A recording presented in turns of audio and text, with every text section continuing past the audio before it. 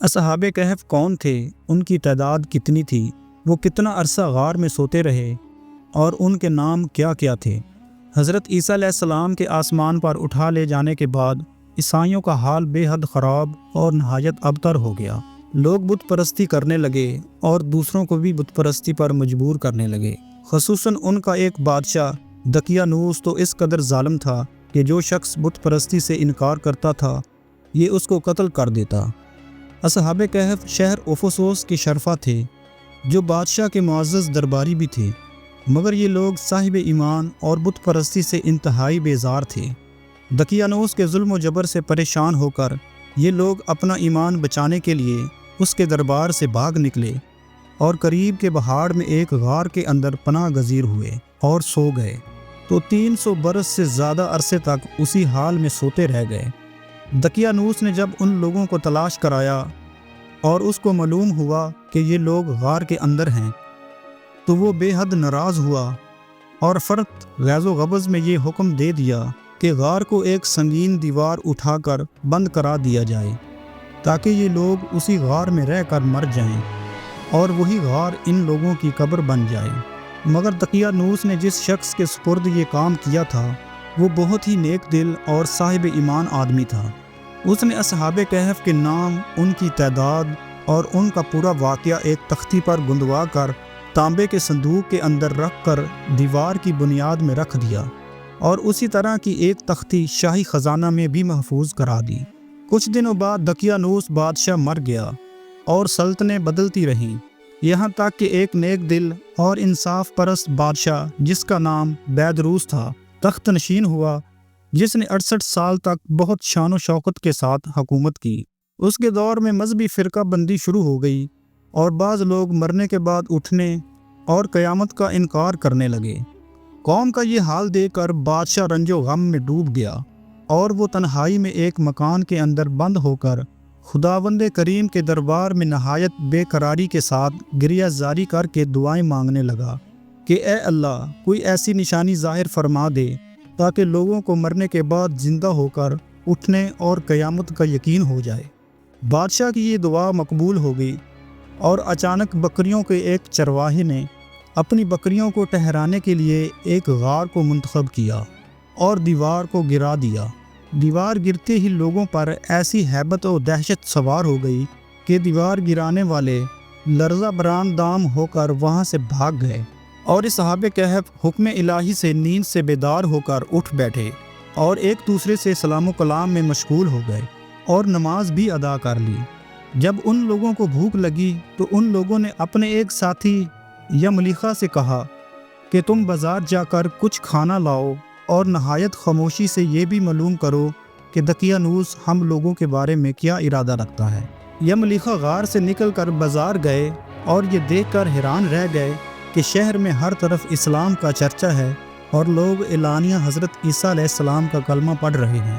یملیخا یہ منظر دیکھ کر محو حیرت ہو گئے کہ الہی، یہ ماجرا کیا ہے کہ اس شہر میں ایمان و اسلام کا نام لینا بھی جرم تھا، آج یہ انقلاب کہاں سے اور کیوں آ گیا؟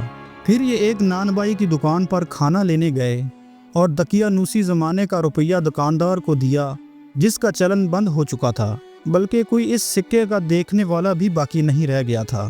دکاندار کو شبہ ہوا کہ شاید اس شخص کو کوئی پرانا خزانہ مل گیا ہے، چنانچہ دکاندار نے ان کو حکام کے سپرد کر دیا اور حکام نے ان سے خزانے کے بارے میں پوچھ کر شروع کر دی اور کہا، بتاؤ خزانہ کہاں ہے؟ یملیخا نے کہا، کوئی خزانہ نہیں ہے، یہ ہمارا ہی روپیہ ہے۔ حکام نے کہا کہ ہم کس طرح مان لیں کہ روپیہ تمہارا ہے؟ یہ سکہ 300 برس پرانا ہے اور برسوں گزر گئے کہ اس سکے کا چلن بند ہو گیا اور تم ابھی جوان ہو، لہٰذا صاف صاف بتاؤ تاکہ معاملہ حل ہو جائے۔ یہ سن کر یملیخا نے کہا کہ تم لوگ یہ بتاؤ کہ دقیانوس بادشاہ کا کیا حال ہے؟ حکام نے کہا کہ آج روئے زمین پر اس نام کا کوئی بادشاہ نہیں ہے، ہاں سینکڑوں برس گزرے کہ اس نام کا ایک بے ایمان بادشاہ گزرا ہے جو بت پرست تھا۔ یملیخا نے کہا، ابھی کل ہی تو ہم لوگ اس کے خوف سے اپنا ایمان اور جان کو بچا کر بھاگے ہیں، میرے ساتھی قریب ہی کے ایک غار میں موجود ہیں، تم لوگ میرے ساتھ چلو، میں تم لوگوں کو ان سے ملا دوں گا۔ چنانچہ حکام اور عمائدین شہر کثیر تعداد میں اس غار کے پاس پہنچے۔ اصحاب کہف یملیخا کے انتظار میں تھے۔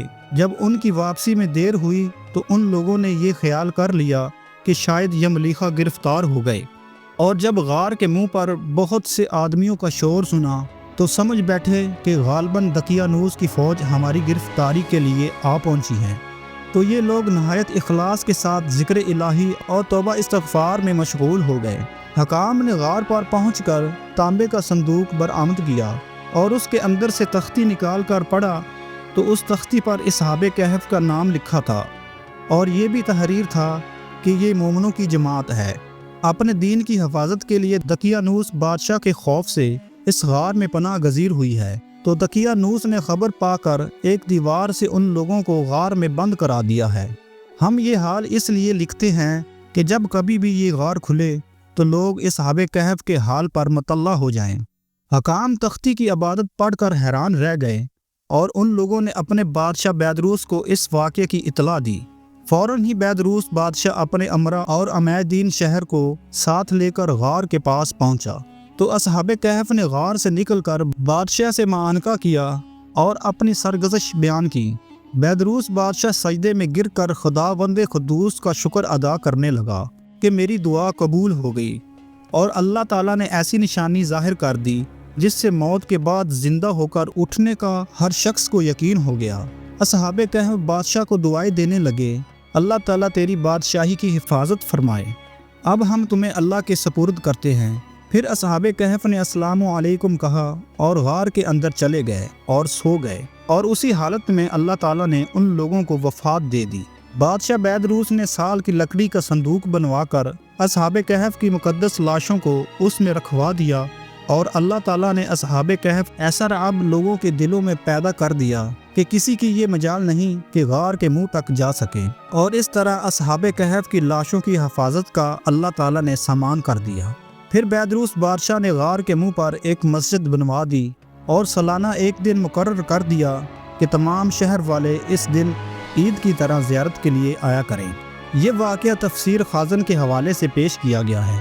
حضرت عبداللہ بن عباس رضی اللہ تعالی عنہ نے فرمایا کہ میں انہی کم لوگوں میں سے ہوں جو اصحاب کہف کی تعداد کو جانتے ہیں۔ پھر آپ نے فرمایا کہ اصحاب کہف کی تعداد 7 ہیں اور 8واں ان کا کتا ہے۔